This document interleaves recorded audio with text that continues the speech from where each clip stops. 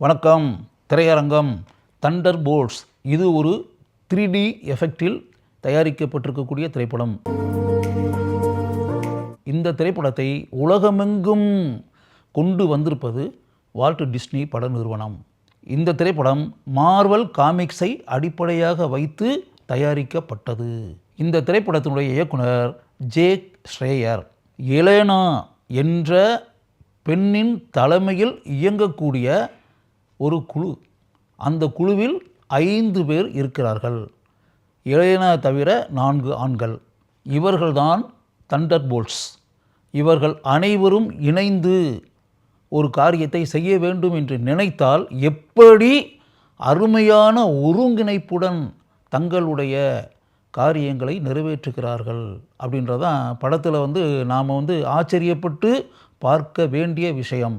5 பேருமே ஒரே கருத்தை கொண்டவர்கள் அல்ல, மாறுபட்ட கருத்தை கொண்டவர்கள், மாறுபட்ட பாணியில் எந்த விஷயத்தையும் பார்க்கக்கூடியவர்கள்.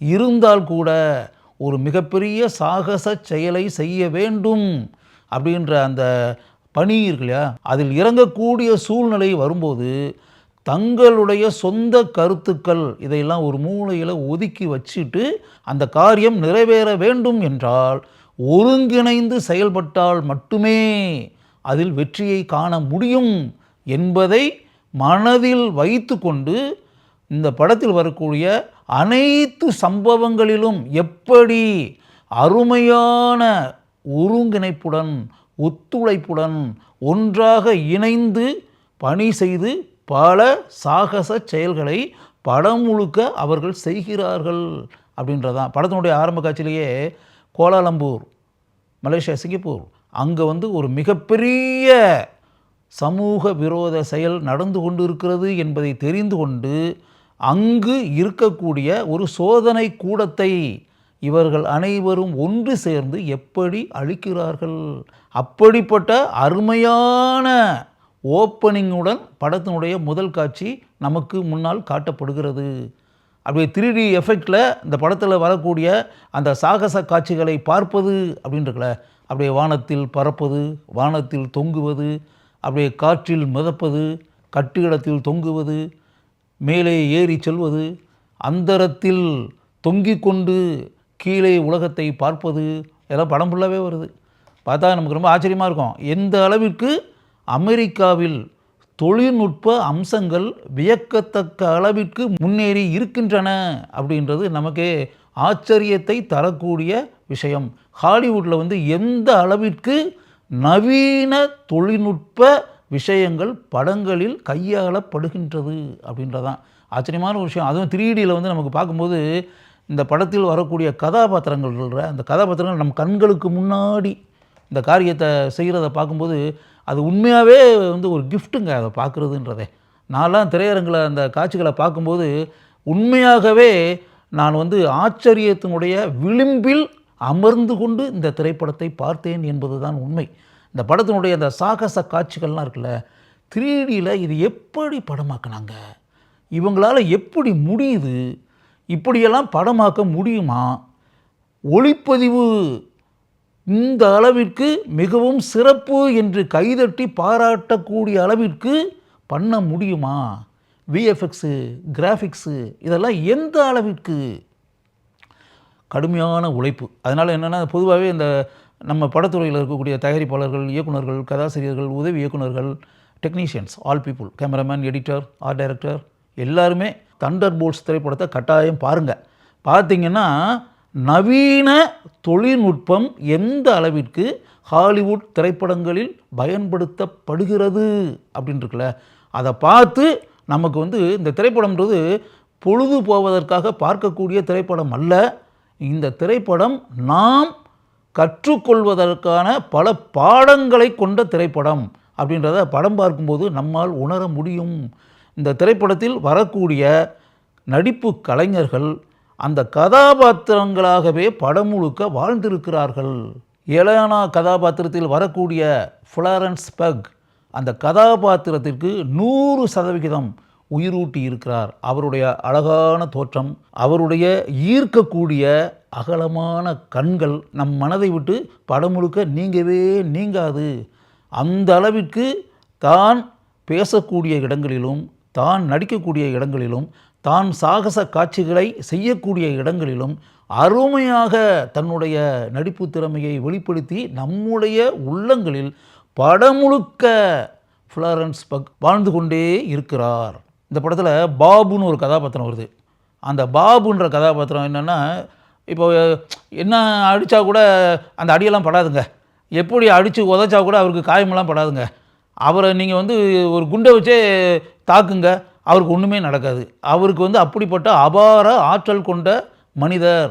அவரை யாருமே ஒன்றுமே பண்ண முடியாது அப்படின்னு இருக்கு இல்லையா. படம் முழுக்க அவர் வானத்திலிருந்து தொங்கிக்கிட்டு மிகப்பெரிய உயரத்தில் இருந்து பறந்து கொண்டு கீழே இருந்து மேலே போய் மேலே இருந்து கீழே குதித்து அந்தரத்தில் மிதந்து கொண்டு வானவெளியில் பறவையைப் போல மிதந்து கொண்டு இப்படிலாம் அந்த படத்தில் வருது.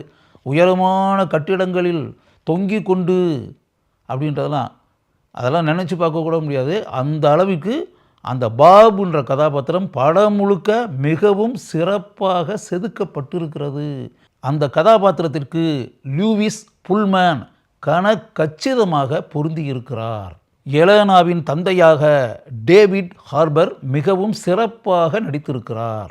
ஜூலியா லூயிஸ் ட்ரைட்டஸ் இவர்தான் வேலண்டினா என்று படம் முழுக்க வரக்கூடிய CIA அதிகாரி கதாபாத்திரத்தில் நடித்திருப்பவர். இந்த கதாபாத்திரத்திற்கு எந்த அளவிற்கு அருமையாக நடிக்க வேண்டுமோ அதை இந்த நடிகை மிகவும் சிறப்பாக நடித்து அந்த கதாபாத்திரத்திற்கு பெருமை சேர்த்திருக்கிறார். வேலண்டினாவுடன் படம் முழுக்க வரக்கூடிய முக்கிய கதாபாத்திரம் மெல் என்ற அந்த இளம்பெண்ணின் கதாபாத்திரத்தில் நடித்திருக்கக்கூடிய அந்த நடிகையினுடைய முகத்தை படம் முழுக்க பார்த்துக்கிட்டே இருக்கும்போது நான் தனிப்பட்ட முறையில் பார்த்துக்கிட்டே இருந்தேன். இது ஒரு இந்தியன் ஃபேஸாக இருக்கே, ஒரு இந்திய பெண் மாதிரியே இருக்குது. ஆங்கில படத்தில் இருந்தால் கூட இது ஒரு ஆங்கில நடிகை மாதிரி இல்லை, இந்திய பெண் மாதிரியே இருக்குது. ஒருவேளை இந்த பொண்ணு இந்திய பொண்ணாக தான் இருக்கும் அப்படின்ற மாதிரி மனசுக்குள்ளே நினச்சிக்கிட்டே இந்த திரைப்படத்தை பார்த்தேன். படத்தினுடைய ஃபினிஷிங்கில் டைட்டில் போடுறாங்க இல்லையா, அப்படி வரும்போது மெல் கதாபாத்திரத்தில் நடித்திருக்கக்கூடிய நடிகையின் பெயர் அப்படின்னு பார்த்து ஜெரால்டின் விஸ்வநாதன் அப்படின்னு போட்டாங்க. எனக்கு ஒரு வகையில் ஆச்சரியம், ஒரு வகையில் சந்தோஷம். என்ன அப்படின்னா, இந்த பெண் இந்திய பெண்ணாகத்தான் இருக்கும் அப்படின்ற மாதிரி நான் மனசுக்குள்ளே நினச்சிட்டே படத்தை பார்த்தேன் அப்படின்னு சொன்னான்ல, அது இந்திய பெண் தான். அந்த இந்திய பெண்ணின் பேர் ஜெரால்டின் விஸ்வநாதன். நம்ம நினச்சது மாதிரியே அந்த பொண்ணு இந்திய பெண் தான். அந்த பொண்ணுடைய பேர் ஜெரால்டின் விஸ்வநாதனா. ஒரு இந்திய இளம்பெண் ஹாலிவுட் திரைப்படத்தில் படம் முழுக்க வரக்கூடிய ஒரு கதாபாத்திரத்தில் அருமையாக நடித்து அந்த கதாபாத்திரத்திற்கு பெருமை சேர்த்திருக்கிறார் அப்படின்றத நினச்சி பார்க்கும்போது தனிப்பட்ட முறையில் அந்த இளம்பெண்ணை நான் பாராட்டுகிறேன். இந்த திரைப்படத்தின் படப்பிடிப்பு அட்லாண்டா, ஜார்ஜியா, உட்டா, கோலாலம்பூர் ஆகிய இடங்களில் நடந்திருக்கிறது. ஆண்ட்ரூ ட்ரோஸ் பேலர்மோ இவர்தான் இந்த படத்தினுடைய ஒளிப்பதிவாளர். சாகச காட்சிகள் நிறைந்திருக்கக்கூடிய இந்த 3D திரைப்படத்திற்கு எந்த அளவிற்கு ஒளிப்பதிவாளருடைய சிறப்பான பங்களிப்பு இருக்க வேண்டும் என்பதை நன்கு புரிந்து கொண்டு இந்த படத்தினுடைய சினிமாட்டோகிராஃபர் தன்னுடைய தனித்திறமையை படம் முழுக்க ஆழமாக பதித்திருக்கிறார். ஏஞ்சலா ஹட்டன்சாரோ அண்ட் ஹாரி யூன் இவர்கள் இருவரும் இந்த படத்தினுடைய படத்தொகுப்பாளர்கள். பிரம்மாண்டமாக எடுக்கப்பட்டு இருக்கக்கூடிய இந்த ஆக்ஷன் திரைப்படத்திற்கு எந்த அளவிற்கு படத்தொகுப்பால் இந்த படத்தினுடைய கதையோட்டத்திற்கு பெருமை சேர்க்க வேண்டுமோ அதை இந்த 2 எடிட்டர்களும் நன்கு உணர்ந்து செயல்பட்டு இருக்கிறார்கள். சான் லக்ஸ் இவர்தான் இந்த படத்தினுடைய இசையமைப்பாளர்.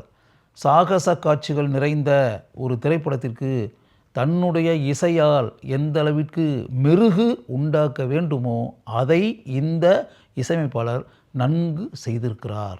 எரிக் பியர்சனும் ஜோனா கேலோவும் இணைந்து இந்த படத்தினுடைய திரைக்கதையை அருமையாக எழுதியிருக்கிறார்கள்.